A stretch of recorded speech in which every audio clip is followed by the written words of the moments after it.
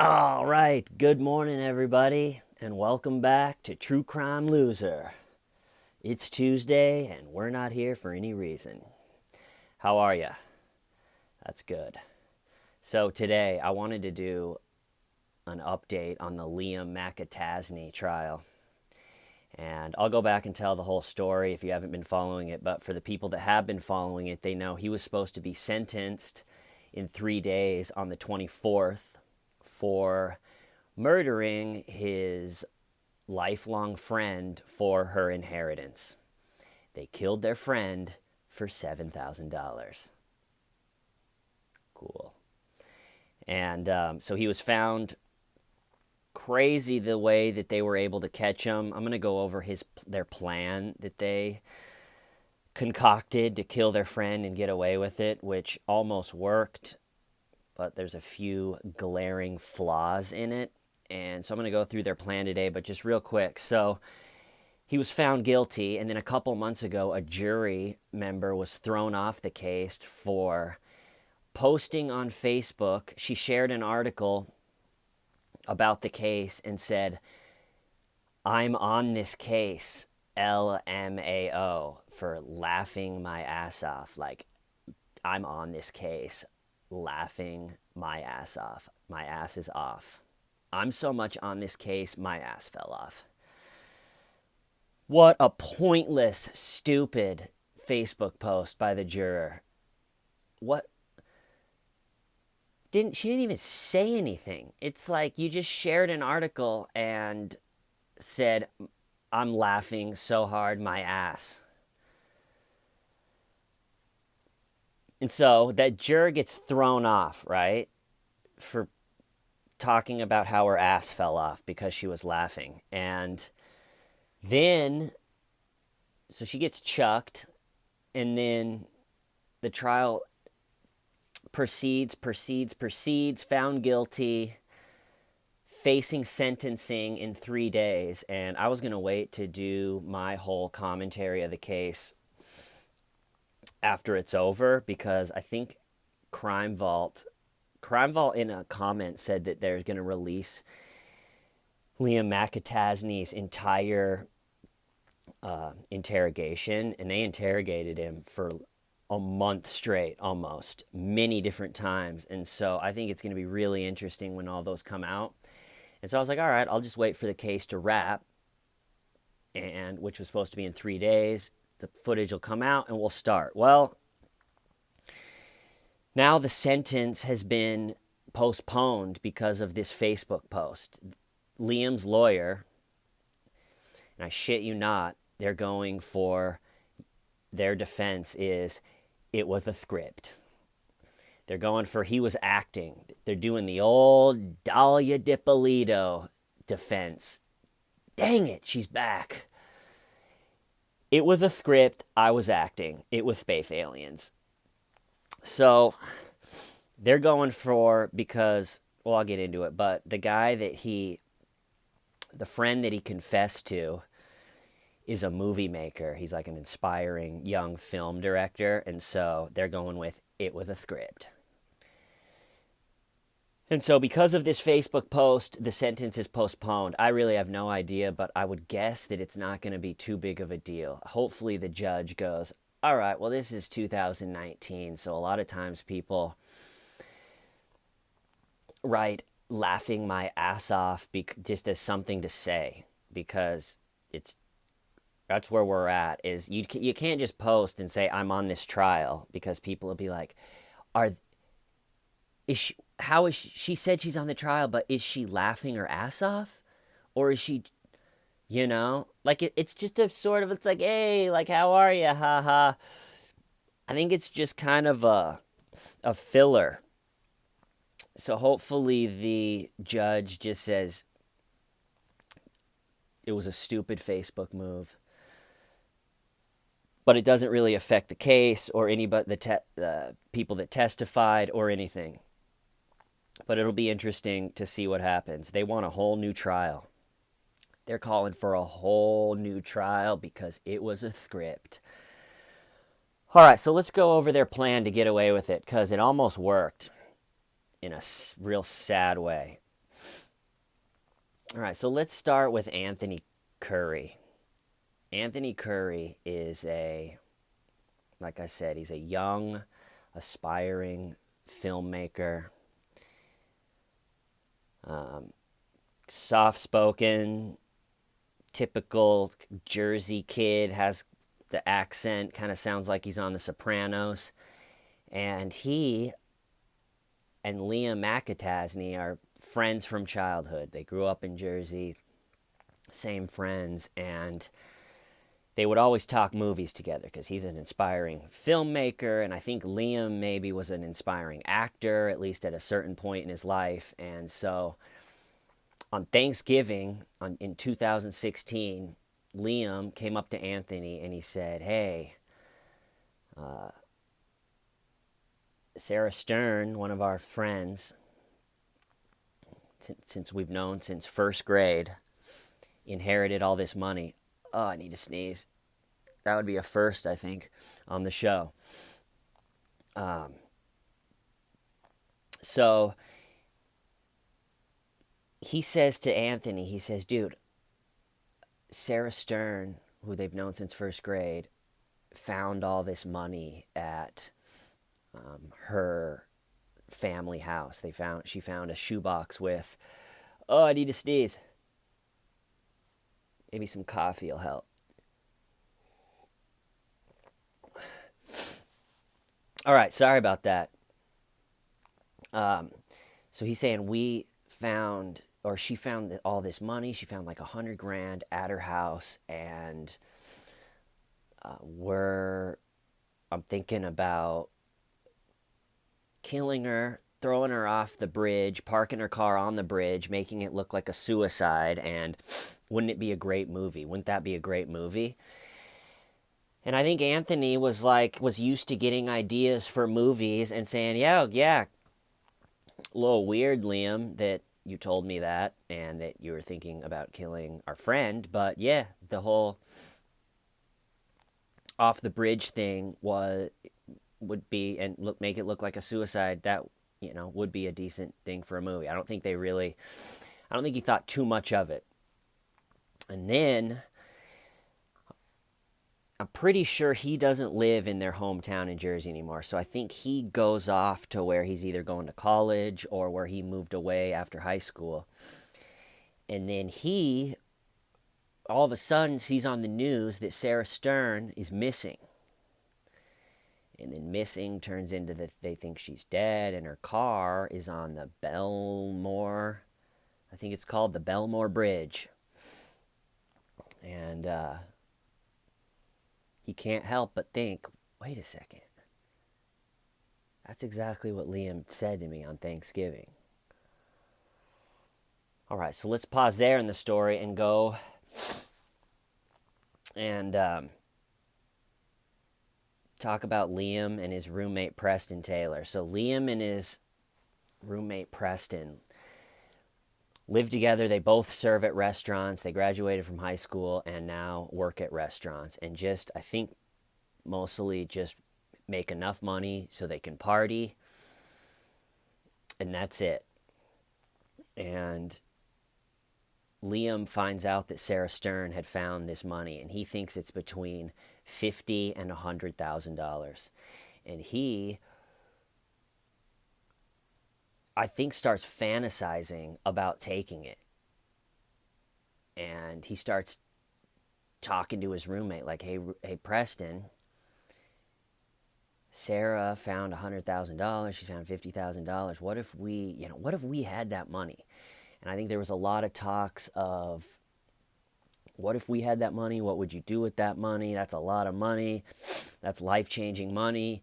And eventually, the plan started of, what if we had that money? Not fantasy. What if we just stole Sarah's money?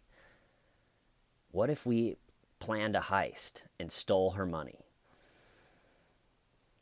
Well, then it became a thing like, oh. But then it became, part of the plan was to kill her, which I don't get. This one, I really don't understand this case because they're so young. They're 20 years old. And in their head, they're planning this like heist. Liam says, yeah, I planned it for 6 months. And he says, when you're planning heists, there's so much that you can't account for. It's like, whoa, whoa, whoa, Liam. It's not a heist if you just murder your friend for her inheritance. A heist is if you like plan it for a year and you tiptoe past the night guard at the museum and you steal a painting, and then by the time they realize it's just a kid's drawing in the frame, you're already on a yacht, but no one gets hurt. You just brutally murdered your friend. It's not a heist. You just are a sad murderer. But you get to see the mental backflips that he goes to justify it to himself, because he's like, yeah, like I'm planning a heist and I've thought about every angle, and you don't want to just live a boring life, and that's the type of money that people die from or die for or kill for, sorry. And so they come up with this plan that Liam is going to hang out with her, pretend that they're really good friends, put in the time, and then I'm not quite sure how he convinced her to go and get a portion of the money, but Liam is with her and she goes and gets a portion of the money. And then they go back to her house and Liam just chokes her out. He just strangles her, which again, you don't get to be like a cunning heist man if you're just brutally murdering your friend. So he chokes her out. It takes a half hour for her to die. It's so sad. And I mean, it just brings up too, it's like Chris Watts did it 3 times. Every time I hear how long it takes for someone to be killed with strangling, the Watts case even blows my mind more, because it's like he did it, doing it 1 time and then just have 2 more. It's crazy. So he kills her. It takes 30 minutes, which he didn't plan for. And so he's already, the timing of the whole plan is a little bit screwed up. And then, so he needs to go to work. So he leaves her at her house, goes to work, gets to work, and realizes that he forgot his cell phone at some point. He lost his cell phone. So now he's freaking out because he's like, this wasn't part of the heist. I planned a heist. Most of it was I just murdered my friend for her inheritance. But now he lost his phone like a bumbling fool. So now he's at work freaking out like I just killed my friend and now I don't have my phone. So he's leaving work. He's leaving work to look for his phone, and he goes back to his house or apartment, and Preston's there and he's freaking out. You can imagine. He had just killed this girl. He lost his phone. Everything's kind of going to shit. And he says to Preston, he's like, you got to go over and move Sarah's body from inside her house outside into the bushes. Look for my phone. I can't find it. I'm freaking out. I got to go back to work or it's going to look sketchy. So imagine this was just pandemonium. Liam goes back to work. Preston, his roommate, which is another just thing that blows my mind, is, all right, so Liam's a bad seed. How many 20-year-olds murder their friend for $7,000? I mean, I know he thought he was going to get $50,000 or $100,000, but still, it's like, it's your friend. I feel like Tommy Lee Jones's character in No Country for Old Men. I'm like, I just don't. Maybe I'm too old. I don't get this one. You're 20 years old and you think this is gonna work. This $50,000 is gonna be anything. Probably would have blown this in 2 years, and then you have this murder case that you just have to worry about, and you never have peace. I doubt he had peace. Either of these kids had peace in their life for 1 second after they killed Sarah, because you're always just going to be worried about, like, are they coming? Do they know? I'm not relaxed. This is horrible. But anyway, he tells his roommate Preston, who, why would you go along with this, Preston? You have this psycho roommate Liam that comes up with this story of like, hey, you want to murder Sarah for her money? It, I think it's 1 in a million that these two kids were together, and because you would think that the friend would be like, no, Liam, you moron, we're not going to kill Sarah for her money. Why don't you just get a job, Liam? If you really set your mind to it, you could probably get a job that makes around 50K a year. If that's your 100% life goal and you're 20 years old, you could probably make it happen. And then you don't have to sit there worrying that they found out. But anyway, so then Preston, talk about just flushing his life down the Watts, goes over and moves Sarah's body out into the bushes, looks for Liam's phone, can't find it. And then Liam gets off work, goes back over there. He has watched how Sarah backs her car out. She does it the same way every time. They throw her body over the fence. He crawls to her car so the security camera can't see him, gets in her car, backs out, copies the way she backs it out, pulls around where they threw her body over the fence where there's no security camera. He puts her into the passenger seat of her own car. They drive to the bridge. He thinks that he can just pull her out, throw her over the bridge himself. Meanwhile, they're communicating on walkie-talkies like they think they're these great heist masters, and really they're just sad, pathetic murderers. So they're, Preston, I'm going to, get rid of the body. And so he thinks he's going to throw her over the bridge. He's not strong enough, so he's sitting there struggling. Again, I think that Liam has this whole time thinks he's just this smooth criminal, and he's just losing his phone, and he like can't throw her off, and it did not go smooth, or you know so he can't get her off. So now Preston has to pull around. It was supposed to be he was waiting on this side of the bridge. They'll throw her off, leave the car there with the keys in. He's going to hop the median, get in their car, and drive away nice and smooth. But then Preston drives around now and parks right behind Sarah's car. They throw her off together and then get in Preston's car and drive off. So then the cops find Sarah's car on the bridge. They never find her body. The keys are in it.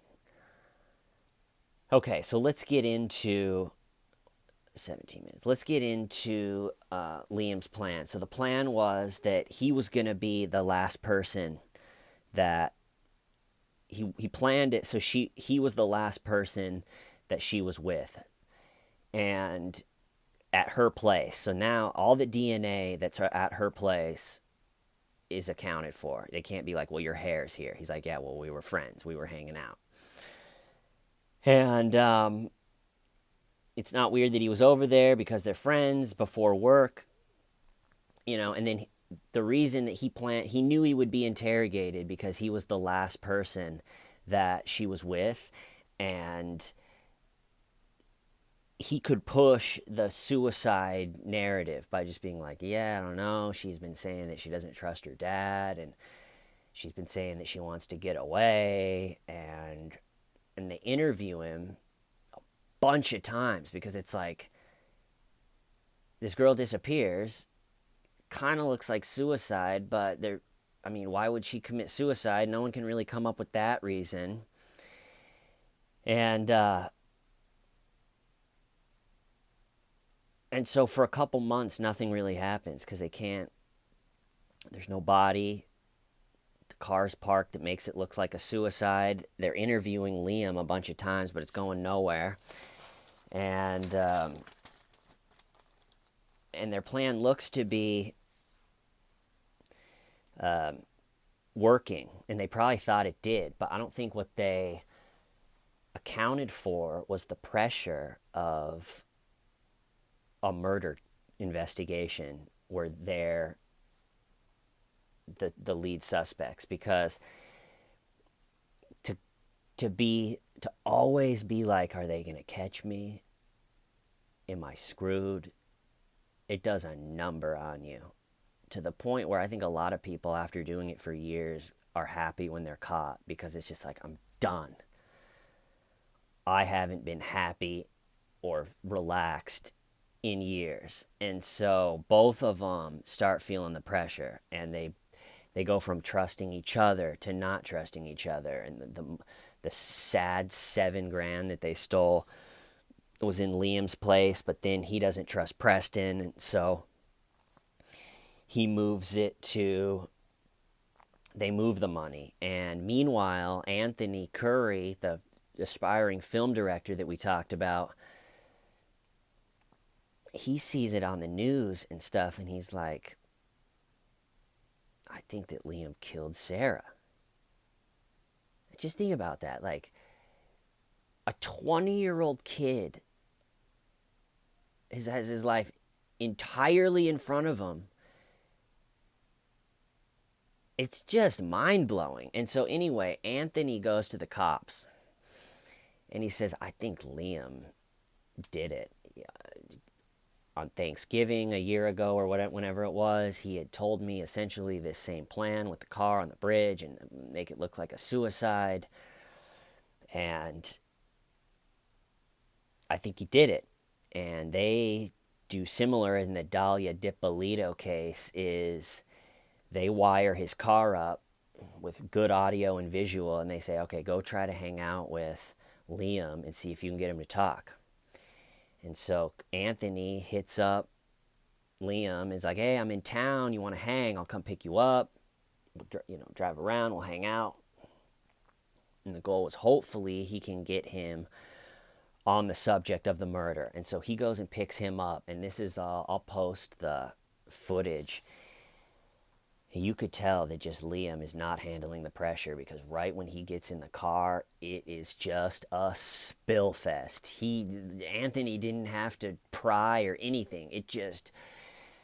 So Liam gets in, and he's like, hey man, no offense, I got to pat you down for a wire. The FBI's on my ass. And thank God that they just put the audio and visual stuff in the car, like professionally behind panels, because Liam pats him down. Who knows if he would have found a wire. Liam is a cold, socio, whatever you want to call it, just a bad seed. And so he pats him down, and just spills the whole story in a way that it's hard to hear of someone just talk about a friend like that. And spills the whole thing, which, as you can imagine, was a huge part of the trial, playing that tape of him, and he's just bragging about it. And, that's the language of like, yeah, man, I planned this for 6 months. When you plan a heist, you never know what's going to happen. And the plan did pretty well, as far as like park it on a bridge, the security camera of him pulling out just like her. But the huge, massive flaw in this heist was the murder. Because once you murder, the amount of resources that are going to go into solving the case, if just $10,000 disappears and no one gets hurt or anything, a month, 6 months, a year go by, they're not going to keep putting man hours into this. But once you kill somebody, it's going to be hard to just wait it out. And I don't know if FBI is going to be involved. And I don't think that they were planned for that. And the stress really got to him. And I think that was part of why Liam couldn't keep his mouth shut, and just why he needed to tell someone. Because him and Preston, the relationship was tanking, I think. Like, Liam tells a story about how they still live together, and he gets out of the shower, and Preston's mom is there. And Preston and her are like talking, and very secretive. And Liam starts freaking out, like, oh man, is he telling his mom? What am I going to do? So you could tell that they were just not handling it well. And then while Liam's talking in the car to Anthony, he's like, don't let Preston know. If Preston thinks you're the only one that knows, then he might kill you. And it's just like, you guys are all morons. You know, it's like you think you're some high tech heist dude, and here you are. Look where you ended up, Liam. And so anyway, with that audio of the Anthony Curry interview in his car, they go to trial. Preston testifies against Liam for a deal. He's looking at 10 to 20 years for his help in it. And it's like, dude, you really just blew it. What are you doing? What are the chances that two 20-year-olds that are capable of do that know each other and live together? And so he testifies against Liam. Liam gets found guilty. We're supposed to be sentenced in 3 days. And what happened? One Facebook post where some lady laughed her ass off. Now it's postponed. I'm really hoping they don't do a whole new trial. But that's where we're at on the Liam. Once the interrogation footage is released, I want to go through it, or at least do an episode on it. Because it's interesting to look at someone's interrogation that planned a murder where they would get interrogated. So at least at the beginning, when he was all confident, like, I'm a heist man, just like Ocean's 11, except instead of having a smart plan, I'm just going to kill my friend. And so now, like I said, the sentence is postponed. But we'll see what happens. I'll keep you updated. I'm going to cut it off there. True Crime Loser out. Why? Stavin' why? Have a good day, everybody.